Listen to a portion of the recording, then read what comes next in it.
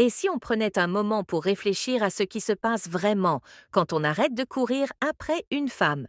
Salut à tous, aujourd'hui on va plonger dans une question qui, soyons honnêtes, a probablement traversé l'esprit de beaucoup d'entre nous, que vous soyez en plein dedans ou que ce soit du passé, c'est un sujet fascinant. On va parler d'un phénomène intrigant. Que se passe-t-il quand vous décidez de faire un pas en arrière et de rompre le contact avec une femme? Et surtout, comment cette décision peut vous aider en tant qu'homme à retrouver votre confiance et votre dignité dans cette vidéo? On va explorer les réactions typiques des femmes face à cette situation, comment leurs émotions et comportements peuvent évoluer, et petite surprise, on va intégrer les enseignements du stoïcisme pour donner une dimension plus profonde à tout ça. Alors, embarquez avec moi dans cette exploration, on va décortiquer ces situations, partager des stratégies et découvrir comment transformer ces expériences en opportuns pour grandir et renforcer votre estime personnelle. Si ça vous parle ou si vous vous reconnaissez dans ce sujet, pensez à aimer, à vous abonner et à activer la cloche pour ne rien manquer. Et maintenant, c'est partie. Premier choc initial et confusion lorsque vous arrêtez de parler à une femme. L'une des premières réactions que vous remarquerez chez elle est un choc initial ou une confusion. Cela est tout à fait naturel. Une communication autrefois régulière, voire fréquente, s'interrompt soudainement. Elle peut alors se demander ce qui s'est passé, pourquoi vous êtes devenu silencieux, et remettre en question ses propres actions ou sa place dans votre vie. Ce moment d'incertitude peut provoquer toutes sortes d'émotions, allant de la curiosité à la frustration. C'est ici que le stoïcisme peut offrir de la clarté. L'un des enseignements fondamentaux du stoïcisme est de se concentrer uniquement sur ce que nous pouvons contrôler, propres pensées. Action et réaction. La confusion ou le choc qu'elle ressent n'est pas quelque chose que vous pouvez ou devez chercher à résoudre. Vous n'avez aucun contrôle sur ce qu'elle pense ou ressent lorsque vous arrêtez de parler selon les principes stoïciens. Dépenser de l'énergie pour essayer de gérer les réponses émotionnelles de quelqu'un d'autre est une perte de temps. À ce moment-là, elle peut se demander: pourquoi ne me parle-t-il plus? La confusion sale, mais au lieu de vous précipiter pour expliquer ou essayer de résoudre ces émotions, vous embrassez le silence. C'est un moment puissant, non seulement pour elle, mais aussi pour vous. Le silence peut devenir l'un de vos plus grands atouts lorsqu'il est utilisé avec intention. En prenant du recul, vous créez un espace pour qu'elle réfléchisse à ses propres sentiments et pour que vous retrouviez votre équilibre. Le stoïcisme nous enseigne que le silence n'est pas un vide, mais une opportunité d'introspection et de clarté. Dans cette pause, vous pouvez observer vos propres émotions, lâcher prise sur le besoin de poursuite ou de validation, et rester ferme, non par indifférence, mais par reconnaissance, que vous ne pouvez pas contrôler ces réactions d'eux-mêmes. Réflexion sur la relation: lorsque vous arrêtez de parler ou de poursuivre une femme, elle pourrait être confuse ou surprise, car les gens réagissent souvent lorsqu'une dynamique familière change soudainement dans son esprit. Elle pourrait rejouer les événements, conversations et interactions pour essayer de comprendre ce qui a causé ce changement.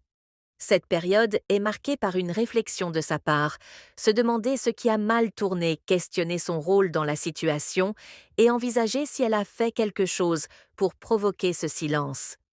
Imaginez que vous lui envoyez constamment des messages, que vous initiez toujours les plans et cherchez sans cesse son attention lorsque vous arrêtez ce comportement. Il est probable qu'elle le remarque au lieu de vous inquiéter de savoir si elle reviendra. Utilisez ce temps pour vous tourner vers. Vous-même, vous êtes-vous perdu dans la poursuite de son attention? Avez-vous compromis vos propres limites ou valeurs juste pour maintenir cette connexion? Si c'est le cas, cette période de silence est une opportunité pour vous de vous réajuster. La réflexion personnelle dans le stoïcisme consiste à reconnaître où vous avez pu vous éloigner de votre véritable essence et à décider comment vous pouvez grandir à partir de cette expérience. Peut-être réalisez-vous que vous étiez trop concentré sur son approbation et pas assez sur le maintien de votre propre respect de vous-même. Ou peut-être reconnaissez-vous que vous avez compromis une partie trop importante de qui vous êtes simplement pour faire durer la relation. Il ne s'agit pas de regret ou de blâme envers vous-même. Il s'agit d'utiliser ce moment pour construire une version de vous-même plus forte et plus résiliente, au lieu de vous attarder sur ce qu'elle pense ou comment elle réagit. Concentrez-vous sur votre propre croissance intérieure.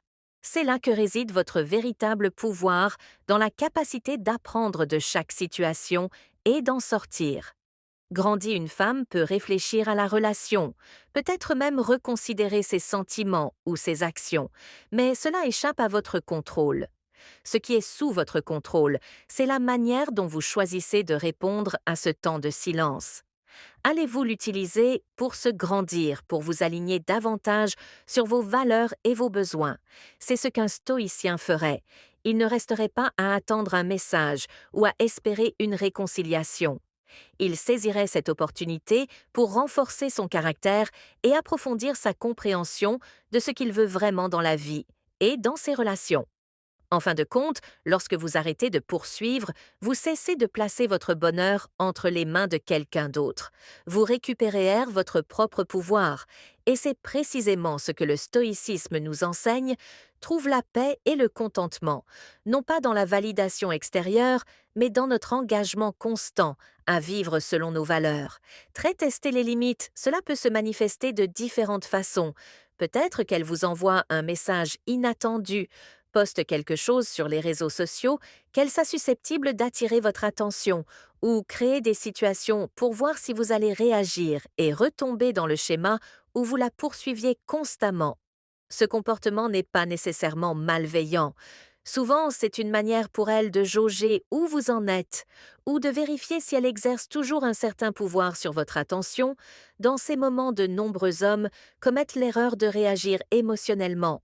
Ils ressentent une poussée soudaine de peur, peur de la perdre pour de bon, peur qu'elle passe à autre chose, ou peur que leur silence ait eu l'effet inverse de celui espéré. Sous l'effet de cette peur, ils réagissent rapidement, ils répondent immédiatement à son message ou tombent dans le piège qu'elle attend, reprenant la poursuite là où ils l'avaient arrêtée. Mais voici le problème: en agissant ainsi, vous n'agissez pas à partir d'une position de force, mais d'insécurité. C'est ici que le stoïcisme prend toute son importance. Un homme stoïcien comprend que sa force vient de l'intérieur. Il est ancré dans ses principes et reste inébranlable face aux caprices des autres. Lorsqu'une femme teste vos limites après que vous avez cessé de la poursuivre, elle cherche souvent à vérifier si elle peut encore influencer votre comportement, mais un homme stoïcien reste ferme. Il sait que ce qui est sous son contrôle, ce sont ses propres actions, émotions et pensées, la manière dont elle se comporte, ce qu'elle pense, et si elle reste ou s'en va, tout cela est en dehors de son contrôle, et cela lui convient parfaitement. Par exemple, une femme que vous avez cessé de poursuivre vous envoie un message après plusieurs jours de silence. Elle peut le faire pour voir si vous allez immédiatement replonger dans la conversation, au lieu de réagir précipitamment, par excitation ou par peur de la perdre. Un homme stoïcien prend une pause. Il réfléchit pour savoir si répondre correspond à ses valeurs et à ses objectifs. Peut-être choisissez-vous de répondre, mais de manière calme, mesurée et non motivée par un besoin de plaire ou de l'impressionner. Ou peut-être décidez-vous de ne pas répondre du tout, en réalisant que vous engager dans ce moment précis ne sert pas à vos intérêts. Dans tous les cas, votre réaction ou votre absence de réaction vient d'une position de force intérieure et non d'une impulsion émotionnelle. Il est facile de trébucher ici, car nous sommes conditionnés à penser que courir après son attention finira par la séduire. Mais ce qui arrive souvent, c'est qu'en la poursuivant constamment, vous perdez votre respect de vous-même et votre pouvoir. En maintenant vos limites, vous envoyez un message puissant, vous montrez à elle, et plus important encore à vous-même, que votre estime de soi ne dépend pas de ses réactions ou de son approbation. Quatrième, quand elle reprend contact, vous avez arrêté de la poursuivre, plus de messages nocturnes, plus de projets, pour se voir plus de tentatives pour la contacter. Le silence, puis un jour, elle reprend contact, peut-être par curiosité, peut-être parce que l'attention lui manque, ou encore parce qu'une part d'elle se demande pourquoi vous vous êtes soudain éloigné. Mais voici la question clé: que faites-vous lorsqu'elle reprend contact? Vous précipitez-vous enthousiaste à l'idée de reprendre là où vous vous étiez arrêté, ou prenez-vous un moment pour réfléchir? Le stoïcisme nous enseigne à ne pas agir sous l'impulsion ou sous l'emprise de nos émotions, mais à répondre avec raison et intention. Lorsqu'elle reprend contact, ne laissez pas vos sentiments immédiats prendre le dessus. Oui, vous pourriez ressentir de l'excitation ou même de l'espoir à l'idée de raviver la connexion, mais le stoïcisme nous rappelle quelque chose de crucial. Vous êtes maître de votre réponse, pas d'elle, au lieu de répondre instantanément ou de laisser son message vous déstabiliser. Prenez un moment, respirez. Réfléchissez à ce qui motive réellement son message. Et plus important encore, à la manière dont vous souhaitez répondre. Un homme stoïque agit toujours avec intention. Il ne cherche ni validation extérieure, ni à regagner quelque chose que aurait perdu. Il cherche la clarté dans ses propres actions et intentions. Par exemple, si elle vous envoie un message simple comme «Salut, ça fait un moment, comment vas-tu l'ancien?» Vous aurez pu voir cela comme une invitation à reprendre la conversation et à raviver ce qui vous manquait. Mais maintenant guidé par les principes stoïciens, vous répondez calmement, sans aucune trace de désespoir. Je vais bien, merci. J'espère que toi aussi, une réponse courte respectueuse, posée en ne vous laissant pas emporter par vos émotions ou par l'espoir de raviver une ancienne connexion, vous préservez votre dignité et votre respect de vous-même. Le stoïcisme enseigne de se concentrer sur ce que nous pouvons contrôler, nos réactions, nos pensées et nos actions. Vous ne pouvez pas contrôler les raisons pour lesquelles elle reprend contact. Vous ne pouvez pas non plus contrôler ce qu'elle espère retirer de la conversation, mais vous pouvez contrôler la manière dont vous choisissez de répondre, et cette réponse doit toujours refléter votre force intérieure et non un attachement persistant ou un besoin d'approbation de sa part. J'espère que ce message t'a été utile. Si tu as aimé la vidéo, je te serai reconnaissant de laisser un j'aime et de t'abonner. Si tu te retrouves sans mots, écris. Simplement, je reprends le contrôle pour montrer que tu fais partie de la minorité qui a suivi la vidéo jusqu'à la fin. Merci beaucoup pour ton attention et à la prochaine.